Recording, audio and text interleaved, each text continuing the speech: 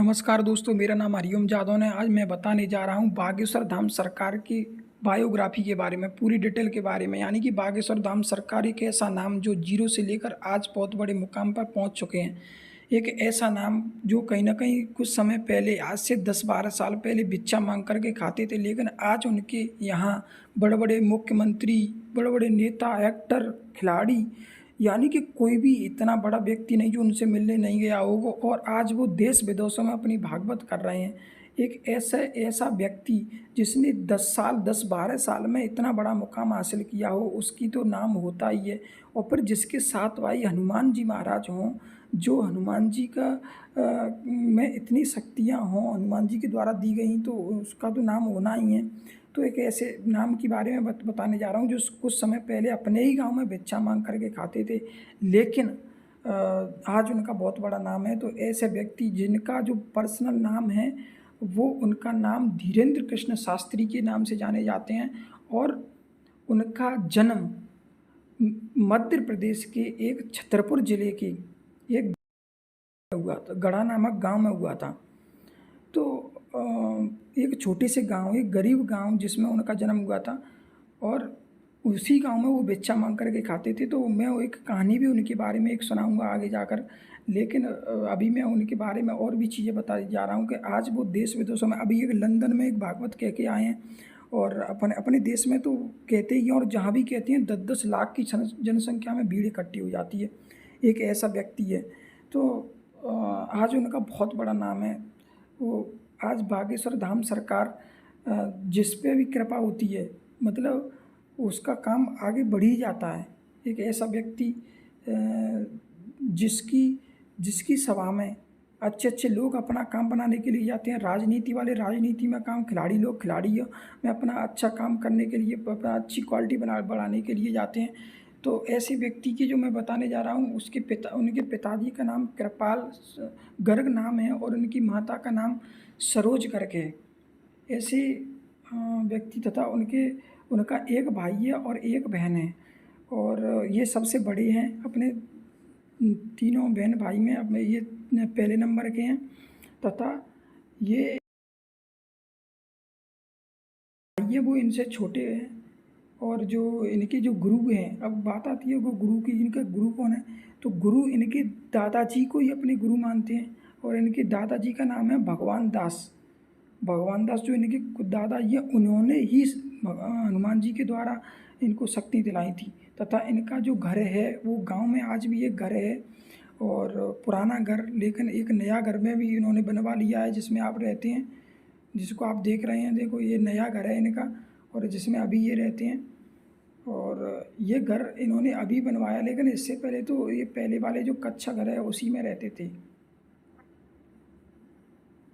ये बालाजी महाराज हैं। ये बालाजी महाराज इन्हीं की ये पूजा करते हैं। बालाजी महाराज के द्वारा सारी शक्तियाँ इनको दी गई हैं। बालाजी महाराज ही ने इनको सारी शक्तियाँ दी हैं। यानी कि हनुमान जी महाराज को ही बालाजी महाराज कहते हैं, उन्हीं का दूसरा नाम है। तो ये छतरपुर ज़िले में आज बहुत देश विदेशों से जनसंख्या बालाजी महाराज की पूजा करने के लिए जा रही है। आज इतना बड़ा इनका नाम हो चुका है कि हर कोई, मतलब कथावाचकों में सबसे बड़ा नाम बताया जाता है। और ये वैसे भी लोगों की सेवा करते हैं। आज जैसे बेटियों का विवाह, गरीब बेटियों का जिसका कोई नहीं होता, उनका ये विवाह भी करवाते हैं। ये सारी चीज़ें हैं इनकी।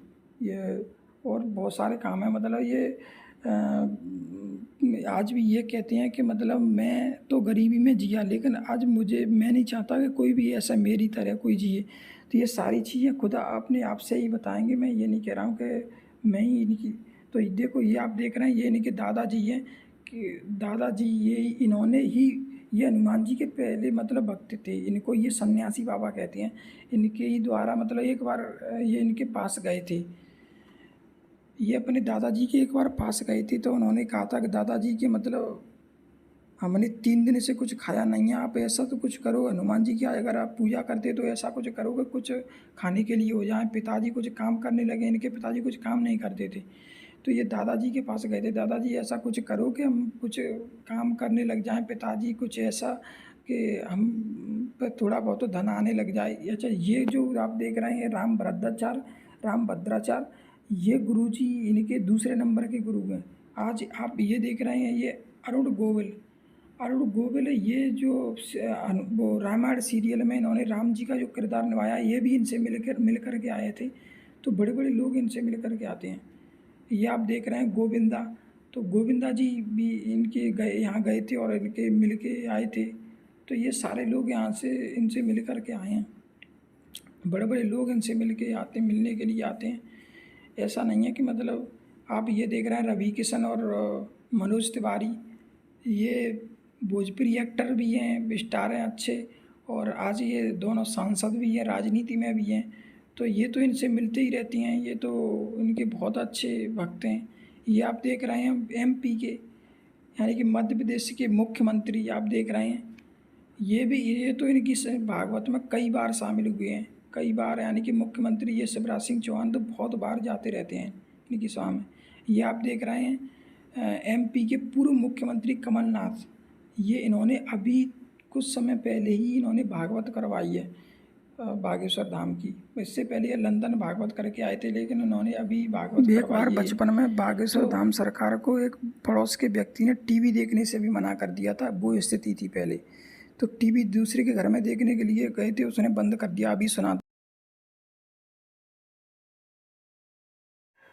नमस्कार दोस्तों, मेरा नाम अरियम जादव है। देखो आज मैं लेकर आया हूँ बागेश्वर वाले बाबा की एक स्टोरी, और वो स्टोरी खुद बताएंगे, मैं नहीं बताऊंगा। उनकी एक बचपन की गरीबी के समय की एक कहानी है, जिस समय उनका टीवी नहीं थी और वो दूसरे के घर में टीवी देखने के लिए जाते थे। तो दूसरे जो व्यक्ति, जो पड़ोस का एक व्यक्ति था, उसने उनको टीवी देखने से कैसे मना कर दिया और कैसे टीवी बंद कर दिया और घर से बाहर निकाल दिया। उस समय बागेश्वर वाले बाबा ने प्रण लिया था कि टीवी में देखूंगा तो खुद की टीवी देखूंगा, और उन्होंने 1.5 साल में पैसे इकट्ठे करके 3800 रुपए की टीवी लेकर आए थे। उन्होंने कभी भी कोई टीवी नहीं देखी, तब जाकर उन्होंने खुद की टीवी देखी थी। और आज वो खुद टीवी में नहीं आ रहे हैं। तो वो व्यक्ति जिसने उनको टीवी देखने से मना किया था, वो आज मुंह दिखाने के लायक नहीं रहा है। तो दोस्तों बस मैं तो यही कहूँगा कि अगर आपको कोई चीज़ है और आपके पड़ोसी पे यार किसी को कोई चीज़ नहीं है, तो चीज़ की मना मत करना, अन्यथा किसी न किसी दिन आप भी कोई मुंह दिखाने के लायक नहीं रहोगे। ऐसे समय आता है यार किसी का। तो आज मैं वो खुद अपनी स्टोरी देखो बताएंगे या वो बताएं।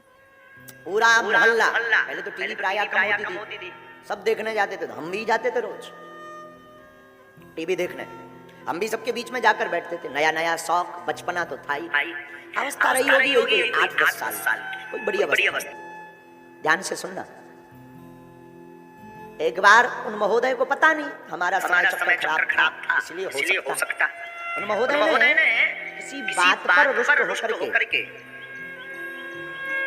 हमसे तो डायरेक्ट नहीं कहा, और बगल में बैठी अपनी माँ से कहा कि रोज आ जाते हैं देखने, बंद करो टीवी। वो तो केवल ना बंद करेगी, बात ऐसे लग रही है कि वो टीवी हम पूरा कंप्यूटर होगा ना आज तक ना टीवी देख पाना ऐसे लग रही हो। और टीवी उन्होंने बंद कर दी। खड़े भाई हमारा समय भी ठीक था उस वक्त। बचपन से ही भावनाएं हनुमान जी के प्रति खूब दृढ़ थी। तो याद आ गई हमें वो बात कि बन जाते हैं लाखों रिश्ते जब पैसा पास होता है, टूट जाता वो रिश्ता गरीबी में जो सबसे खास होता है। हमने उनको कुछ बोला नहीं, हमने ये भी नहीं कहा कि हम चले जा रहे हैं, ये भी नहीं बोला कि हमारे कारण आपने टीवी क्यों बंद कर दी, हमने ये भी नहीं बोला कि हम आज से नहीं आएंगे, बहुत हो गया, नहीं। मुस्कुरा कर अच्छा जी सीताराम। उन्होंने सीताराम भी नहीं बोला, हमने तो बोला वो का बोला टीवी तो बात ऐसा लग रही है ना, वो चंद्रयान करिए। तो भाई वो बोले लेकिन आज जय श्री राम बोलो, वो जय हनुमान बोलो, वो काका बोलो। आज तो सामने ही घर था हमारा, वापस आके हम बैठ गए। रात का समय वही 10-11। माँ लेटी थी। माँ ने पूछा क्या हुआ? उनका माँ कुछ नहीं, लाइट चली गई। घर में उस वक्त हमारे डिब्बी से काम चलता था। बापू पिताजी भी हमारे वहीं बैठे हुए थे। आंखों में आंसू, वो बार दिमाग में टच कर रही थी।